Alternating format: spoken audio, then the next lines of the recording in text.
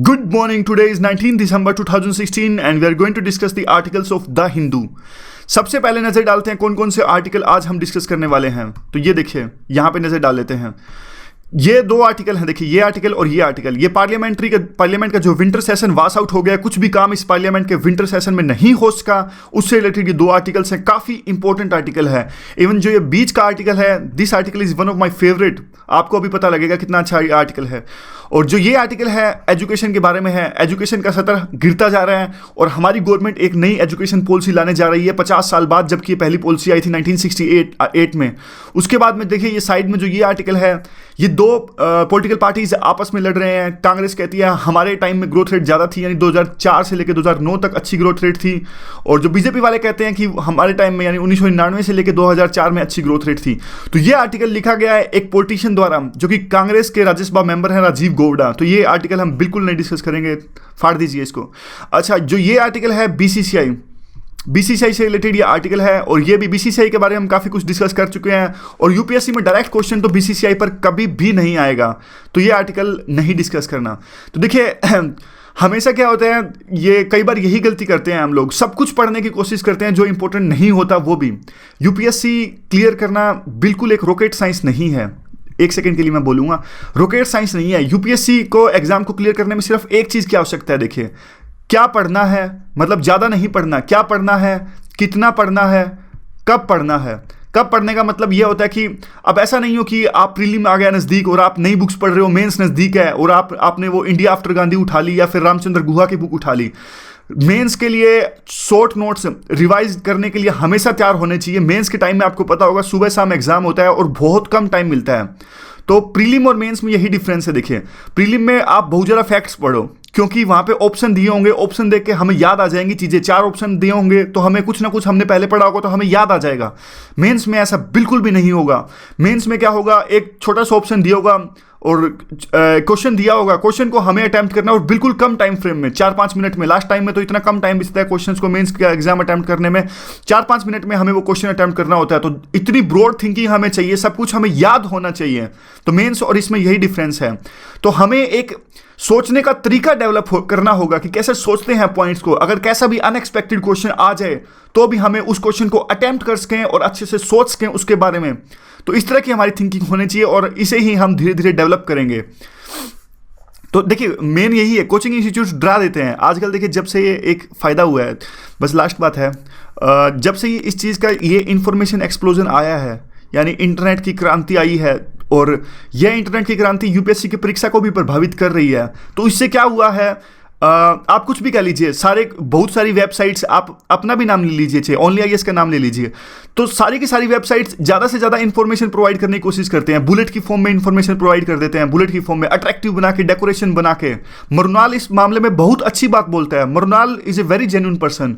मरुनाल क्या बोलता है, देखिए ये क्वेश्चन होते हैं, जैसे कोई भी जो भी हो, कोई भी इस टाइप के क्वेश्चन को क्रिएट कर सकता है, आप भी कर सकते हैं। 2 फैक्ट उठाइए, बुलेट में 1-2 डालिए और पूछिए कि क्या ये स्टेटमेंट सही है गलत है। लेकिन एक हमें लेवल में पढ़ना है, लिमिट में पढ़ना है, ताकि हम एग्जाम क्लियर कर सकें। काफ़ी ज़्यादा हो गया, आर्टिकल डिस्कस कर लेते हैं। देखिए ये जो पार्लियामेंट का पूरा जो सेशन है वो वास आउट हो गया, आपको पता ही होगा। और अपोजिशन ने पूरी की पूरी जो पार्लियामेंट की जो कार्यप्रणाली यानी वर्किंग है उसको स्टॉल कर दिया। क्यों? क्योंकि देखिए डीमोनेटाइजेशन यानी नोटबंदी हुई, उसके बाद में ये डिबेट चाहते थे दोनों की दोनों पार्टीज। गवर्नमेंट भी कहती थी कि हम डिबेट चाहते हैं और ओपोजिशन भी कहती थी हम डिबेट चाहते हैं, लेकिन डिबेट करी नहीं किसी ने भी, और पूरा का पूरा पार्लियामेंट का सेशन खराब हो गया, काफ़ी पैसों का लॉस्ट हो गया। हमारी डेमोक्रेसी यानी पार्लियामेंट की जो लेजिटिमेसी है वो भी प्रभावित हुई। लेकिन डिबेट हुई क्यों नहीं? देखिए अपोजिशन अपनी डिमांड बदलता रहा, गवर्नमेंट की भी, you can say that government ने भी कोशिश नहीं की रीच आउट करने की अपोजिशन के पास में। और जो अपोजिशन पार्टीज थी उन्होंने कहा कि एक जो वोटिंग का यानी डिबेट का जो पैटर्न है वो क्या होना चाहिए था। अपोजिशन पार्टीज कह रही थी कि डिबेट के बाद में, यानी नोटबंदी के बारे में डिबेट करने के बाद में एक वोटिंग होनी चाहिए और यह डिसाइड होना चाहिए कि कितने जो एमपीज हैं इसके पक्ष में है, कितने इसके विरोध में हैं। और इवन पूरा का पूरा पार्लियामेंट सेशन जो है बंद रहा। जो हमारे पीएम मोदी ने जनसभा में यह बात भी कही कि मुझे पार्लियामेंट में बोलने नहीं दिया जा रहा, इसलिए मैं जनसभा में बोल रहा हूं। तो नौबत यहां तक आ गई। लेकिन अब बात यह उठती है कि ओपोजिशन और गवर्नमेंट ने दोनों के दोनों लड़ते रहे पूरे सेशन के दौरान में। तो निकला क्या? What is point of fighting? क्या निकला इससे? किसको फायदा हुआ? देखिए अल्टीमेटली नुकसान तो जनता को ही हुआ और जनता को ही हुआ। और देखिए क्या प्रोडक्टिविटी रही, एक आंकड़े देख लेते हैं इसकी प्रोडक्टिविटी क्या रही। प्रोडक्टिविटी देखिए सिर्फ 2 बिल पास हुए, और एक तो मनी बिल था। मनी बिल के लिए तो आपको पता है राज्यसभा की जरूरत भी नहीं होती, सिर्फ लोकसभा की जरूरत होती है। तो लोकसभा में पास हुआ एक बिल मनी बिल और एक दूसरा ऑर्डिनरी बिल। तो इस पूरे सेशन के दौरान में सिर्फ 2 बिल पास हुए।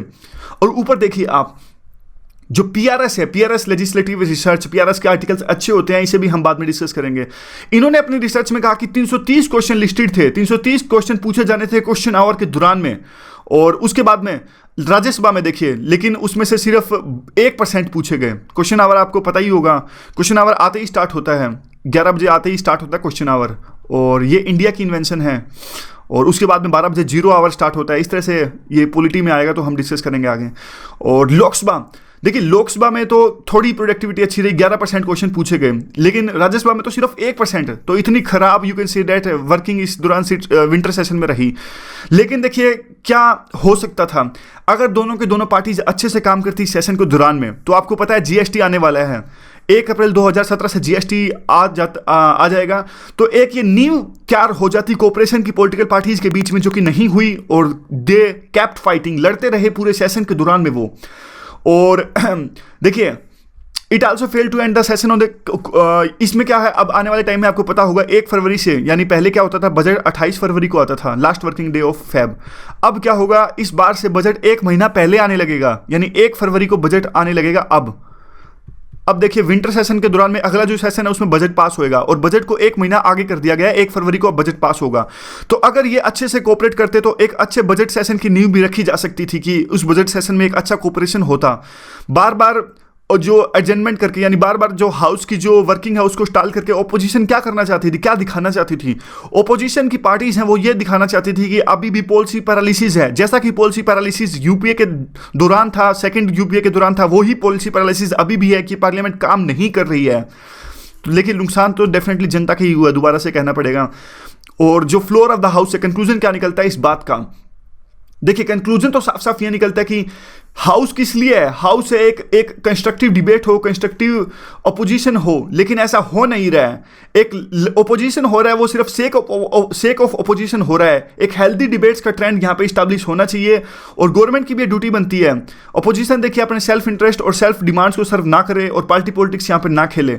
और यहाँ पे अभी एक शुरुआत होनी चाहिए कि अपोजिशन पार्टीज मिलकर एक कोऑपरेशन इस्टेब्लिश करें, और बजट जो सेशन है उसका भी यही हाल ना हो जो कि इस सेशन का हुआ है। बस यही कंक्लूजन है, जनरल कंक्लूजन है, कोई खास नहीं। क्वेश्चन क्या बनता है, क्वेश्चन ये बनता है कि जैसे कि पूरा का पूरा जो पार्लियामेंट की सेशन है वो पास आउट हो गया, तो आप क्या सोचते हैं इस बारे में, कौन से फैक्टर्स रिस्पॉन्सिबल है कि बार बार जो पार्टीज हैं वो हाउस को चलने नहीं देती, और ऐसा क्या किया जाए कि पार्लियामेंट की जो स्मूथ फंक्शनिंग है वो इस्टेब्लिश हो सके। तो ये क्वेश्चन आपको अटेम्प्ट करना है। अच्छा क्वेश्चन है क्योंकि एक कंटेक्स्ट में है, करंट से रिलेटेड है। तो अगला जो आर्टिकल है वो डिस्कस कर लेते हैं। अगला आर्टिकल देखिए, पहले हम वही डिस्कस करेंगे जो इससे रिलेटेड है। यहां पे देखिए, तो बहुत इंपॉर्टेंट आर्टिकल है ये, ध्यान से सुनिएगा और कंसंट्रेशन लगाइए इस आर्टिकल के बारे में। देखिए हम इस आर्टिकल को डिस्कस करने के लिए जाते हैं स्टेट ऑफ नेचर में। ये स्टेट ऑफ नेचर क्या होता है, देखिए पुराने टाइम में आपको पता होगा आदि मानव टाइप लोग होते थे, यानी किसी टाइप की कोई भी गवर्नमेंट नहीं थी, कोई प्रकार का कोई रूल नहीं था, आपस में जानवरों की तरह इंसान रहता था। उस एज को कहते हैं आदि मानव एज, यानी स्टेट ऑफ नेचर। कोई पढ़ा लिखा नहीं है, जानवरों की तरह जो मानव जाति है वो रहती है, शिकार करती है। और आपने मूवी में भी देखा होगा, कुछ ऐसी हॉलीवुड की मूवीज़ हैं। और इस तरह से स्टेट ऑफ नेचर आप समझ गए होंगे, आदि मानव टाइप के लोग। तो उसमें क्या होता था, देखिए उस स्टेट ऑफ नेचर में क्या होता था, कोई गवर्नमेंट नहीं थी, यानी जो इंसान उस आदि मानव एज में जो इंसान के पास में ज़्यादा पावर है उसी की जीत होती थी। तो कोई भी व्यापार नहीं हो सकता था, कोई भी आसानी से वहाँ पे जी नहीं सकता था, क्योंकि देखिए कमज़ोर लोग तो क्या होते थे, कमज़ोर लोगों पे तो मजबूत जो इंसान है उसका कब्जा होता था। तो ना तो कोई आर्ट इस्टेब्लिश कर सकता था, यानी यू कैन से दैट बिल्कुल वहाँ पे रहना दुर्बल था, रहना बिल्कुल भी आसान नहीं था।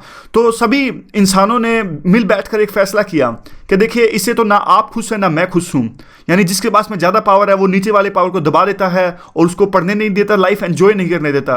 और कोई भी, सभी का अपना अपना कानून है, और यू कैन से दैट जानवरों की तरह हम रह रहे हैं। तो उन्होंने मिलकर डिसाइड किया कि हम एक चीज़ डिसाइड करते हैं कि सबने मिल बैठ के एक डिसीजन लिया कि कुछ बंदे हम मिल बैठ के पॉलिसी बनाते हैं सब मिलके, और सभी बंदे उस जो पॉलिसीज़ हैं उनको फॉलो करेंगे, उन रूल्स को फॉलो करेंगे, ताकि हमारे बीच में एक रूल्स इस्टेब्लिश हो सके, ताकि सब सुख चैन से रह सकें।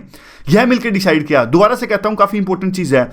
सब लोगों को आदि मानव एज में प्रॉब्लम हो रही थी, तो उन्होंने मिल बैठ के एक चीज डिसाइड की कि हम कुछ बेसिक रूल्स बनाते हैं और बेसिक कुछ ऐसी चीजें फॉलो करते हैं जो हम सब पे लागू होंगी। और इससे क्या होगा, एक बंदा दूसरे के राइट्स को हनन नहीं करेगा, एक बंदा दूसरे के राइट के लिबर्टी या फिर फ्रीडम को हनन नहीं करेगा, और सब मिल बैठ के यहां पर रहेंगे। तो देखिए उसके बाद में क्या हुआ। उसके बाद में इसको कहते हैं डायरेक्ट डेमोक्रेसी, यानी सभी लोग मिलके अपने लिए रूल बनाएं, उस चीज को कहते हैं डायरेक्ट डेमोक्रेसी। अब डायरेक्ट डेमोक्रेसी तक तो ठीक है, जैसे आपने देखा होगा ग्राम सभा होगी, हमारे पंचायत के अंदर ग्राम सभा है, सभी मिलके आते हैं, मीटिंग में डिसाइड करते हैं। इवन स्विट्जरलैंड का जो रेफरेंडम है, सभी लोग डिसाइड करते हैं। रेफरेंडम भी एक डायरेक्ट डेमोक्रेसी है। सभी लोग मिलकर डिसाइड करते हैं कि क्या पॉलिसीज हमको लानी है, जो भी चीज लानी हो, स्ट्रॉन्ग लाना हो, वो जनता बताएगी। जैसे ब्रिटेन में जो ब्रिटेन एग्जिट हुआ यूरोपियन यूनियन से, जनता बताएगी क्या हमें यूरोपियन यूनियन से अलग होना है कि नहीं होना। यह तो है डायरेक्ट डेमोक्रेसी। अब क्या हुआ, अब एक लेवल के बाद में आदि मानव एज से डायरेक्ट डेमोक्रेसी आई कि जनता मिलकर डिसाइड करेगी। लेकिन उसके बाद में क्या हुआ, जब सोसाइटी बड़ी हो गई, अब देखिए हमारा देश है, 125 करोड़ की पॉपुलेशन हमारी है, क्या हम सभी लोग मिल बैठ के फैसला कर सकते हैं कि हमारे लिए क्या रूल्स होगा? सर्टेनली हम नहीं कर सकते। तो उसके लिए क्या, उसके लिए होगा देखिए रिप्रेजेंटेटिव डेमोक्रेसी। हम 125 करोड़ भारतीय मिलकर चुनेंगे एक पार्लियामेंट को। हम 125 करोड़ भारतीय 545 मेंबर्स की एक लोकसभा को चुनेंगे, जो हमारे लिए पॉलिसी बनाएगा, जो हमारे लिए डिबेट करेगा, जो हमारे प्रति अकाउंटेबल होगा और हमारी आवाज को मिल बैठ के वहां पे पार्लियामेंट के अंदर डिसाइड करेगा कि किस टाइप की पॉलिसीज हम चाहते हैं। इस चीज को कहते हैं रिप्रेजेंटेटिव डेमोक्रेसी। तो दोबारा से बताता हूं, डायरेक्ट डेमोक्रेसी से रिप्रेजेंटेटिव डेमोक्रेसी में हम कैसे गए। देखिए पॉपुलेशन जब बहुत ज्यादा हो गई, कॉम्प्लेक्सिटी बहुत ज्यादा हो गई, जनता के पास बिल्कुल टाइम नहीं है अपनी पॉलिसीज डिसाइड करने का, तो वो क्या चुनेंगे, वो कुछ बंदे चुनेंगे अपनी तरफ से। यानी देखिए हर एक कंस्टिट्यूएंसी का, जैसे वाराणसी से प्रधानमंत्री मोदी चुने गए हैं और सुषमा स्वराज चुनी गई है विदिशा से। ये सब बंदे 545 बंदे लोकसभा के अंदर जाएंगे और जनता के लिए पॉलिसी डिसाइड करेंगे कि क्या जनता के लिए अच्छा है, क्या जनता के लिए बुरा है। इस चीज को कहते हैं रिप्रेजेंटेटिव डेमोक्रेसी, यानी जनता के नुमाइंदे आपस में मिल बैठ के डिसाइड करेंगे। तो अब हमारे देश में भी रिप्रेजेंटेटिव डेमोक्रेसी है। यह तो था पूरा थोड़ा बैकग्राउंड, आपको पता लग गया कि पार्लियामेंट क्यों चुनी जाती है और किस लिए चुनी जाती है। अब आगे जाते हैं। अब वही बात दोबारा से कि डायरेक्ट डेमोक्रेसी क्यों नहीं, ऐसा क्यों नहीं कि जनता ही मिल बैठ के डिसाइड कर ले, क्यों रिप्रेजेंटेटिव डेमोक्रेसी होती है। इवन रूसो ने भी कहा था, रूसो फ्रांस के एक you can say that philosopher हैं, जो फ्रेंच रेवोल्यूशन आई थी उनमें इनका बहुत ज्यादा योगदान था। तो इन्होंने क्या बात कही, इन्होंने कहा देखिए, इन्होंने रिप्रेजेंटेशन को मानने से इनकार कर दिया। इन्होंने कहा कि जनता ही अपने फैसले खुद करे और रिप्रेजेंटेशन की जो डेमोक्रेसी है वो होनी ही नहीं चाहिए। यानी नुमाइंदे जो होते हैं वो हमेशा गड़बड़ करते हैं, इसलिए नुमाइंदों को पावर देनी ही नहीं चाहिए, यानी पार्लियामेंट को पावर देनी ही नहीं चाहिए और जनता ही अपनी पॉलिसी अच्छे से डिसाइड करे। ये देखिए यहाँ पे ये कहते हैं नो इंटरमीडिएट पॉसिबिलिटी। अब क्यों जरूरत पड़ी, वो जैसा हमने डिस्कस किया, large and complexity society, Bharat देख लिए इतना ज्यादा पॉपुलेशन, कैसे डिसाइड करेंगे। और इवन सिटीजन, आज के जो सिटीजन पहले के सिटीजन से अलग हैं, उनके पास क्या टाइम है। ग्राम सभा में तो देखिए आते नहीं, जब 73rd जो अमेंडमेंट है उसमें तो ग्राम सभा का प्रावधान है, उसमें तो गांव के लोग आते नहीं। और कैसे वो अपना टाइम और एनर्जी कंज्यूम करने वाली प्रोसेस में आएंगे और अपने डेली ब्रेड को छोड़ के, यानी डेली जो दिहाड़ी बनती है, मजदूरों की इतनी दिहाड़ी है वो लॉस हो जाएगी, इसलिए वो डेली आ नहीं सकते, मिल बैठकर फैसला कर नहीं सकते।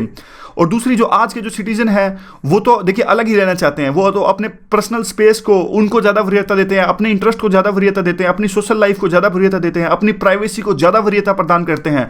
आज के जो सिटीजन है वो नहीं टाइम दे सकते और उनकी जो प्रायोरिटीज़ हैं वो पर्सनल इंटरेस्ट ज़्यादा हैं। इसलिए जो रिप्रेजेंटेटिव डेमोक्रेसी है उसकी आवश्यकता हमें है, यानी जो नुमाइंदे हमारी पॉलिसीज डिसाइड करते हैं उसकी आवश्यकता हमें है और इसीलिए हमें इंटरमीडिएट चाहिए। अब देखिए फंक्शन क्या होते हैं, यानी जो रिप्रेजेंटेटिव चुन के आते हैं, जो नुमाइंदे हम चुनते हैं, हम जनता जो चुनते हैं, उनके फंक्शन क्या होते हैं। देखिए हम वोटर मिलकर डिसाइड करते हैं कि कौन हमारी तरफ से पार्लियामेंट के अंदर में बोलेगा और कौन हमारी तरफ से जो पॉलिसीज है वो डिसाइड करेगा।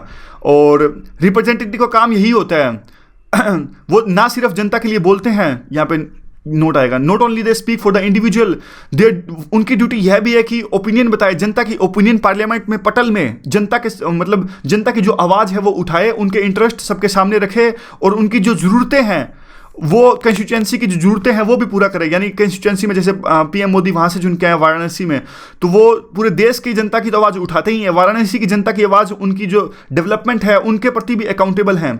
और एक फोरम है देखिए, और इनकी आवाज़ एक फोरम में डिसाइड की जाती है और डिसीजन मेकिंग मिल बैठकर होती है। और देखिए और भी बहुत सारे फंक्शंस ये करते हैं वहाँ पे। और इनका फंक्शन ये है कि एक एप्रोप्रिएट पॉलिसी बनाएं, और दूसरा इनकी अकाउंटेबिलिटी कंस्टिट्यूएंसी, वो तो हमने डिस्कस कर ही लिया। तो ये बेसिक चीज़ें हैं। रिप्रेजेंटेटिव के फंक्शंस होते क्या है, और भी बहुत सारे फंक्शंस होते हैं, लेकिन ये आर्टिकल में इतने दिए हैं तो हम एक बार इतने डिस्कस कर लेते हैं।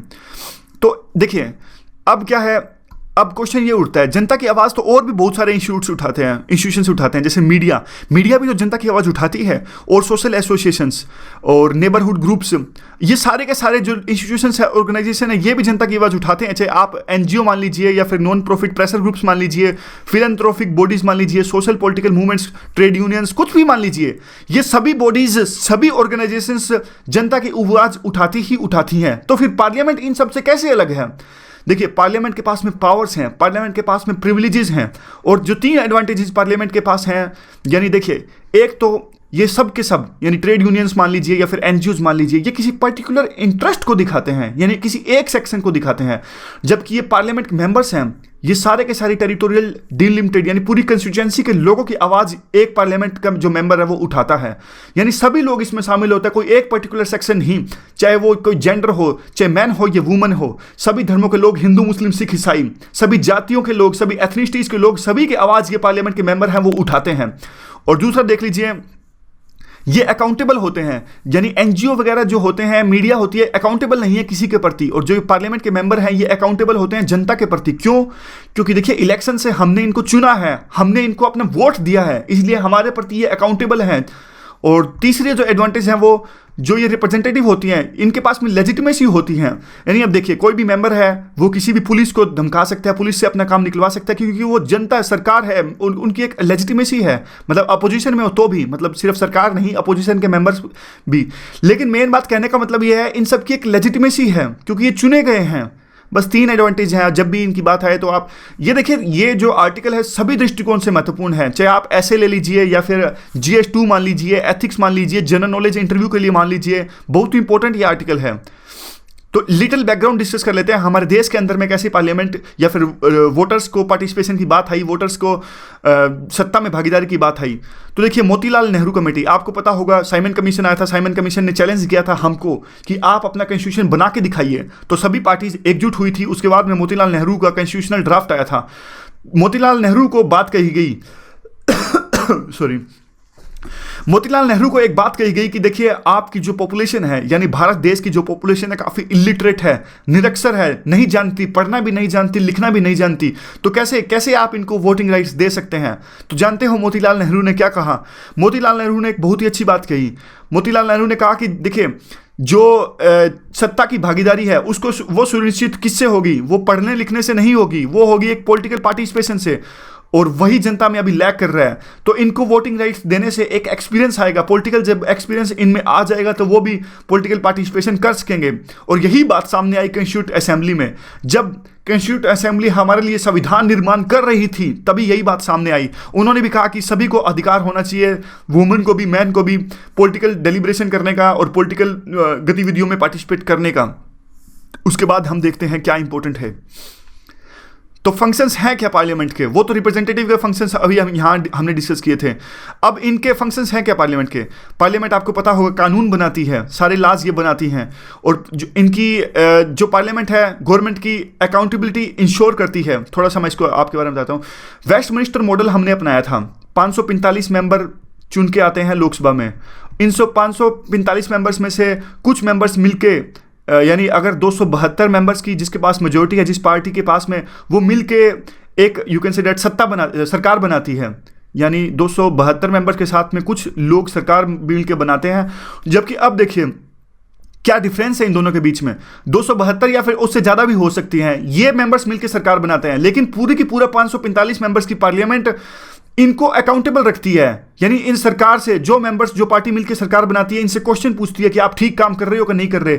जैसे अब ओपोजिशन थी, ओपोजिशन क्या पूछ रही है, सरकार से पूछ रही है कि आपने नोटबंदी करी वो गलत है। यानी कहने का मतलब ये है जो पार्लियामेंट है वो सरकार को अकाउंटेबल रखती है, उनसे क्वेश्चन पूछती है।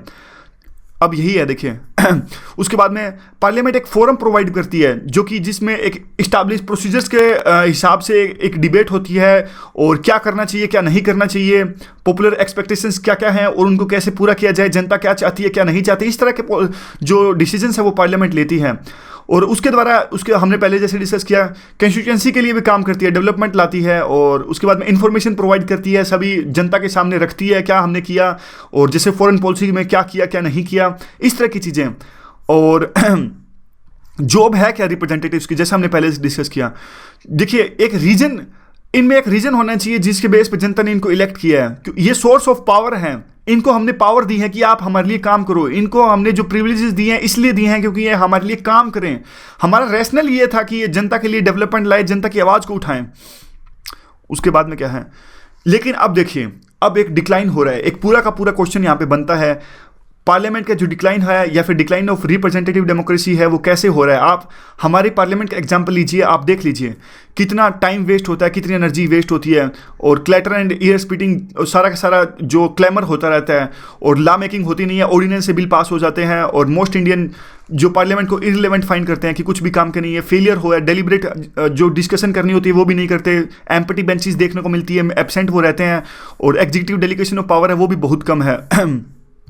उसके बाद में देखिए उसके बाद में डिक्लाइन क्या हुआ है, डिक्लाइन ये है सारे के सारे जो लेजिस्लेशन है वो कैसे पास हुए हैं, वो बिना डिस्कशन के पास हो गए हैं और कंसंट्रेशन ऑफ पावर है वो एग्जीक्यूटिव के पास में ज़्यादा है और पार्लियामेंट के पास में कम होती जा रही है। लॉ बनाने की जो पावर है एग्जीक्यूटिव के पास में बढ़ती ही जा रही है। और जो अपोजिशन क्या है, अपोजिशन सेक ऑफ अपोजिशन करता है, जैसे हमने पहले डिस्कस किया, कुछ दम नहीं है इनके अपोजिशन में और मतलब सिर्फ कहने के लिए, अपनी बात को ऊपर रखने के लिए सिर्फ अपोजिशन। और गवर्नमेंट भी कुछ बोदर नहीं करती कि उनकी बात का रिप्लाई करें और इवन प्रधानमंत्री यहाँ तक नौबत आई है कि ये कि जनसभा से संबोधित करते हैं पार्लियामेंट से ना करके। तो ये देखिए पैराडॉक्स क्या है इसमें, पैराडॉक्स तो साफ साफ यही है। देखिए इतना कुछ होने के बाद में भी जनता का विश्वास जो है अभी भी पार्लियामेंट में है। जनता को यही लगता है कि जो डेमोक्रेसी है वही एक ऐसी चीज़ है और जो रिप्रेजेंटेटिव डेमोक्रेसी है वही एक ऐसी चीज़ है जो उनको इक्वलिटी पर रखती है, इक्वल राइट्स प्रोवाइड करती हैं। और इसका जो सबूत है वही यही है। देखिए इलेक्शंस में देख लीजिए अभी भी एक हायर जो वोटर टर्नआउट है वो देखते हैं, जनता बढ़ चढ़ कर पार्टिसिपेट करती है इलेक्शंस में। तो ये सबूत है कि जो लेजिटिमेसी है वो अभी भी बरकरार है, जनता चाहती है इसको। तो कंक्लूजन क्या निकलता है इस पूरे आर्टिकल का? कंक्लूजन तो देखिए साफ साफ यही निकलता है कि जो ओपिनियन है, यानी सबके ओपिनियन मैटर करते हैं, चाहे वो गवर्नमेंट हो या फिर जनता हो और इवन अपोजिशन पार्टीज के भी। तो जो भी प्रॉब्लम हो, ये डेमोक्रेटिक जो क्रेडेंशियल्स हैं वो हमारे बरकरार रहने चाहिए और पार्लियामेंट को यह समझने की जरूरत है कि जो काम इन्हें दिया गया है ओपिनियंस का, यानी जनता की ओपिनियंस को आगे पहुंचाने का, वो काम ये अच्छे से करें और जनता के इंटरेस्ट और नीड्स हैं वो सबके सामने रखें और इनको पूरा करें। लेकिन इनका जो कंक्लूजन है वो इनकम्प्लीट है। इस पूरे आर्टिकल में इन्होंने सॉल्यूशन नहीं दिए, सॉल्यूशन आपको देने हैं। तो ये आपके लिए क्वेश्चन है। क्वेश्चन ये है कि इस पूरे के पूरे जो रिसेंट विंटर सेशन में, पूरे का पूरे विंटर सेशन जो वॉश आउट हो गया, ये देखिए जो पहले हमने क्वेश्चन डिस्कस किया वो सिर्फ पार्लियामेंट की वर्किंग को लेकर था, ये होलिस्टिकल डिसीजन है। होलिस्टिकली जो क्वेश्चन है वो है ये, what can be done to make parliament more effective and more legitimate comment. ये काफी ओपन एंडेड क्वेश्चन है पार्लियामेंट के बारे में। वो पहला क्वेश्चन था वो सिर्फ पार्लियामेंट की वर्किंग को लेकर था जो बार बार स्टालमेंट होती है। तो इस क्वेश्चन का भी आप आंसर दीजिए। काफ़ी जो इस क्वेश्चन का देखिए ये आर्टिकल आपके GS2 को एक पूरा जो टॉपिक है यानी लेजिटिमेसी ऑफ पार्लियामेंट इस नाम से कोई है, GS2 के लिए इंपॉर्टेंट है, तो आप इसे देख लीजिएगा, जरूर पढ़िएगा। उसके बाद में देखिए एक ऐसे के लिए कुछ कोट भी है, यहाँ पे देख लेते हैं। ऐसे के लिए एक इंपॉर्टेंट कोट है और आप वो अपने ऐसे में लिख सकते हैं। प्लेटो ने कहा था कि जो पार्लियामेंट है, जो डेलिब्रेशन करते हैं, आसान फंक्शन नहीं है।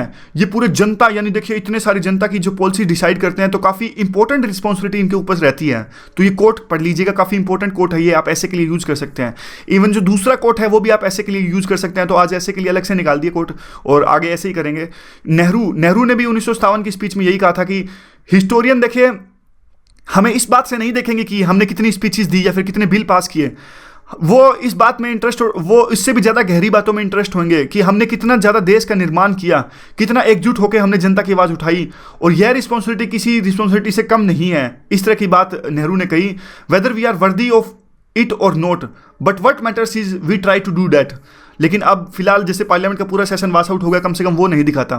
तो आगे कौन सा आर्टिकल हम डिस्कस करना है? आगे हमने एजुकेशन का आर्टिकल है वो डिस्कस करना है। देखिए एजुकेशन का थोड़ा सा ब्रीफ बैकग्राउंड डिस्कस कर लेते हैं। अब क्या है, अब नेशनल एजुकेशन जो पॉलिसी है वो 1968 में पहली बार आई। आज उसके 50 साल बाद हम दूसरी एक रिवाइज करने जा रहे हैं एजुकेशन पॉलिसी को।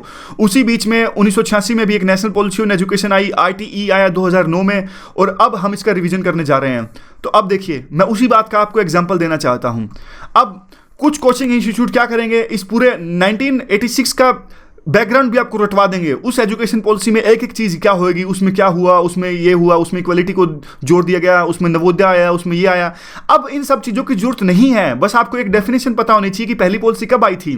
थोड़ा ये प्रीलिम में भी इंपॉर्टेंट हो सकता है, मेंस में भी। उसके अलावा आपको कुछ याद करने की जरूरत नहीं है।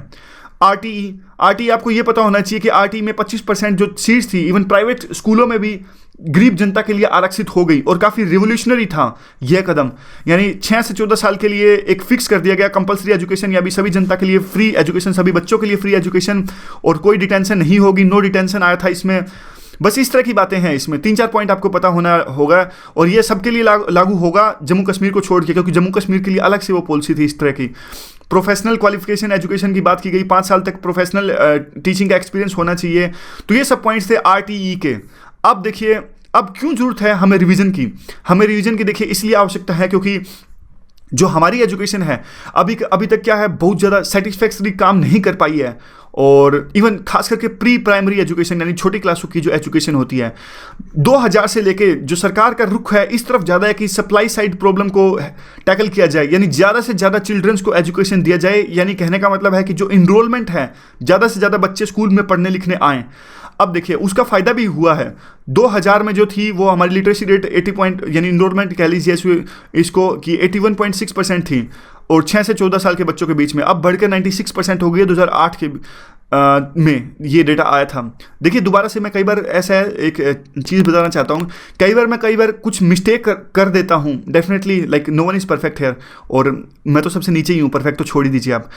देखिए कई बार क्या होता है, फ्लो में बोलते हैं, जब जल्दी जल्दी बोलते हैं तो कई बार जैसे विकलांग और दिव्यांग का केस था, और यह बिल्कुल सही है। और like you are expected to notify the mistakes. जो आपने कमेंट में मिस्टेक्स बताई बिल्कुल आपको बतानी है, बिल्कुल बतानी है आपको, चाहे बार बार कोई बात नहीं, छोटी मिस्टेक हो बड़ी मिस्टेक हो आपको बतानी ही है। अगर मिस्टेक नहीं बताओगे तो इंप्रूवमेंट कैसे होगी? कोई भी गलती है, छोटी हो या बड़ी हो, आप बताइए कमेंट की फॉर्म में। लेकिन मैं आपको बताना चाहता हूं कि कई बार मेरे से गलती हो जाती है, तो प्लीज़ आप कुछ उसको बता दीजिए, क्योंकि विश्वास मत कीजिए, कई बार बोलने में गलती हो जाती है या फिर कई बार डेटा में भी गलती हो जाती है। उसके बाद देखिए बैरियर क्या क्या है हाई क्वालिटी एजुकेशन के। बैरियर देखिए ये है, साफ साफ आपको पता ही होगा, हाई ड्रॉप आउट जो रेट्स हैं।